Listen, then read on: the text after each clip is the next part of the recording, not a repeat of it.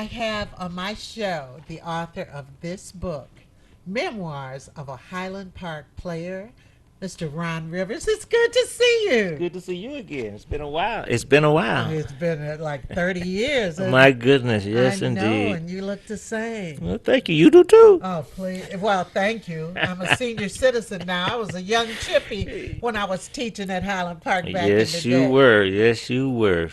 You heard that, everybody. But, Ron, you've written a very interesting book, Memoirs of a Highland Park Player. Thank you. Where'd you get the title? Well, when I was growing up, every young guy in Highland Park wanted to be a player. That's true. Everybody wanted to have a lot of pretty girlfriends, Yeah. and I did too. Okay, so, in fact, a lot of Highland Park guys thought they were players. Yes, they did. Yes, they did. Everyone wanted to be one. Right, right. So, what made you decide to write this book? Well, when I left Highland Park, Highland Park was on its way down, but I wanted to let people know how it was when I first moved there. Highland Park was a paradise. Oh, it was wonderful. And people nowadays, young people grow up nowadays, they think, Highland Park, is so negative, what they say about Highland Park. But I wanted to bring attention to how it was when I was growing up. It was a beautiful middle class city. I just dreamed, of living there. It was a And tell dream. people about your education. Oh, education back in Highland Park, they taught you everything. We grew up learning. Highland Park, they taught us to read. It was libraries. Everyone was reading and learning. Right, right, It was a right, beautiful place to be educated, and that's what we were. We were educated. right, right. It was just wonderful. And then the school, we had homecomings, we had parades, all of those wonderful things. I loved Highland Park. I loved the after school dances. We had after Yeah, school dances I in mean, middle school. We had our little and dance. we used to before we moved over to new high school, we'd have dances at Ferris. Oh yeah, Ferris, Cortland. Yeah, Oh yeah, yes, oh yeah, yeah. indeed. Those was the days. We had good times back then. It's kids nowadays, they don't get it these They days. don't get after school None activities. whatsoever. See, Highland Park, when I was growing up, we had the boys club, we had recreation centers, we had after school activities, basketball, baseball, football, everything, swimming, Hackett Field, Hackettfield, Ford the Park. the field house. You had it all. And kids don't And get it then these days. too, you had like Sears and all of that up there. Oh yes, Kresge's. Yes. Oh my goodness, I remember those days. Oh my goodness, we would go. And the Highland Park was the city of trees. Yes, it was. It was a park. It seemed like it was a park with just buildings and houses in it. Trees everywhere. The streets were manicured. They had sweet street sweepers coming 2 or 3 times a week. They even swept the alleys. The alleys was clean. I remember when I was a kid, there was a movie theater on Hamilton called the Palmer Park. I used to go there Yes, sometimes. I indeed. didn't know anything about Highland Park. So when I got the opportunity to, at first I student taught over at the old high school, I said, wow, this is Highland Park. And then I knew the people. I loved the people of Highland Park. The thing about Highland Park wasn't just a city. It was a community, but it was so small. It was like 3 square miles. Yeah. Everyone knew everybody. It was just one big family, and people treated each other like family. I had friends 10, 15 blocks away. We would come eat over each other's house for dinner. We have sleepovers all the time. Everybody knew everybody, and the thing about it, everybody's parents knew everybody's kids. That's it. You That was know, it. And see so that the way. parents could enforce. Yes, anybody's parent could discipline anybody's kid.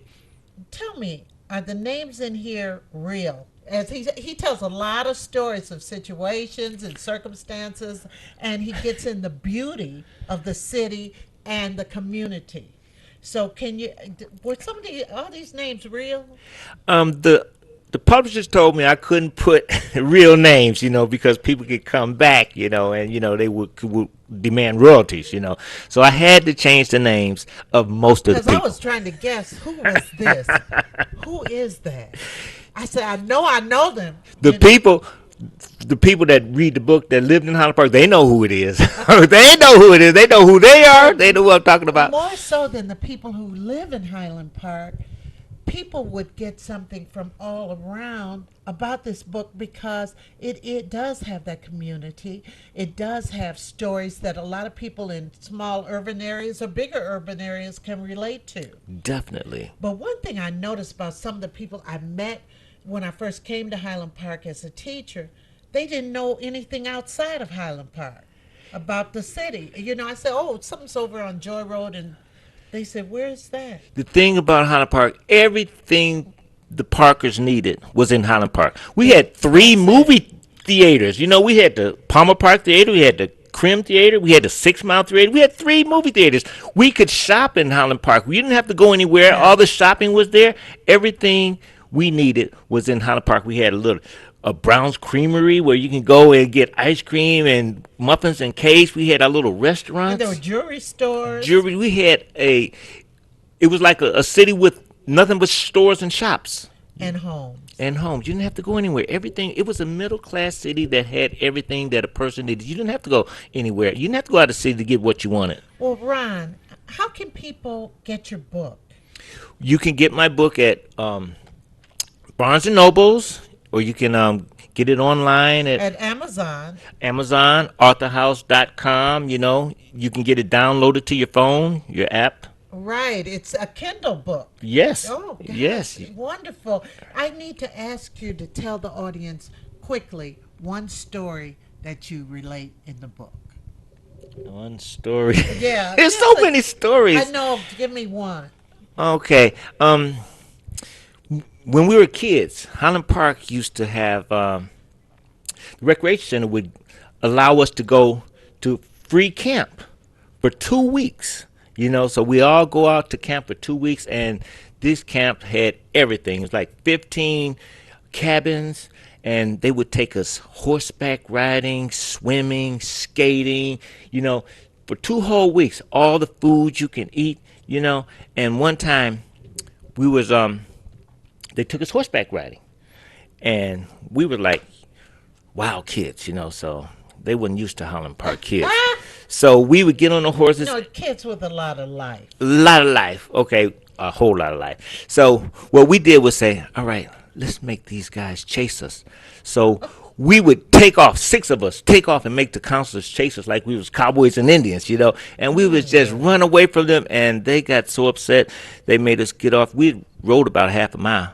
They made us get off those horses and walk them all the way back. The horses were so tired, But we loved it every year. They would allow us to go to. Kids don't get that these days. They don't get You have to it. pay for everything, but we had free stuff. Everything was free back in Highland Park in those days. Well, Ronnie, I want to thank you. I mean, Ron. I'm so used to calling you Ronnie. The thing about that is, when I started my own business, personal training, out in West Bloomfield, they all called me Ron. So I just put on my business card, Ron, And my mother got so upset. She said, I named you Ronnie. What is this Ron stuff you coming home with? You better change your name back to Ronnie. Okay, Ronnie. Okay. Memoirs of a Highland Park Player. It's worth the read. It's an entertaining read.